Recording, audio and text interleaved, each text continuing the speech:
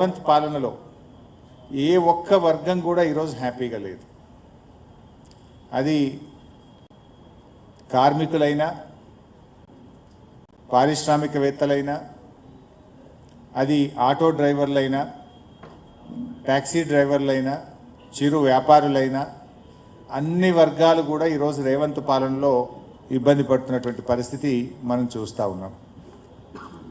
అందువల్ల ఈరోజు ఈ రాష్ట్రంలో ఎవరైనా హ్యాపీగా ఉన్నారంటే 4 బ్రదర్స్ మాత్రమే హ్యాపీగా ఉన్నారు.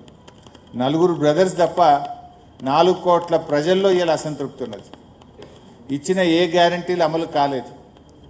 ప్రజలకు ఇలా ఒక బ్లాక్మెయిల్ రాజకీయం రాష్ట్రంలో చూసినట్టయితే ఒక అరాచక ప్రభుత్వం రాజ్యం వెళ్తున్నటువంటి పరిస్థితి.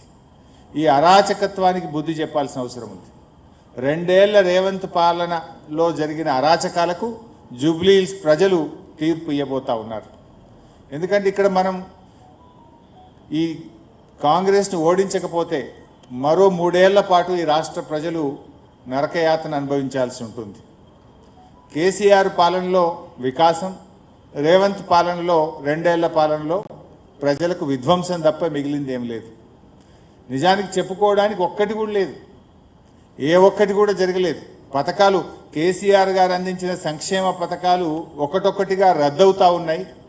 ఒకటొక్కటిగా చెప్పకుండానే వాటి అమలు నిలిచిపోతూ ఉంది తప్ప కొత్తగా వస్తున్నటువంటిది అయితే ఏమీ లేదు.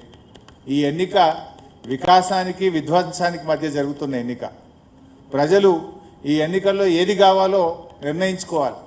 వికాసం గెలవాలా, విధ్వంసం గెలవాలా? ఈరోజు మీరు చూస్తే హైడ్రా పేరిట జరిగిన అరాచకం అంతా ఇంత కాదు.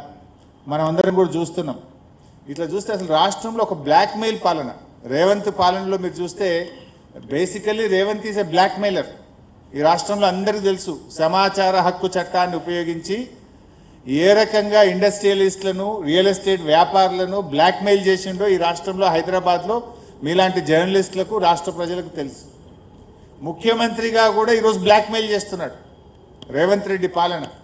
ఇవాళ ఉదాహరణకు మీరు చూడండి, ఫీజు రియంబర్స్మెంట్ రాలేదు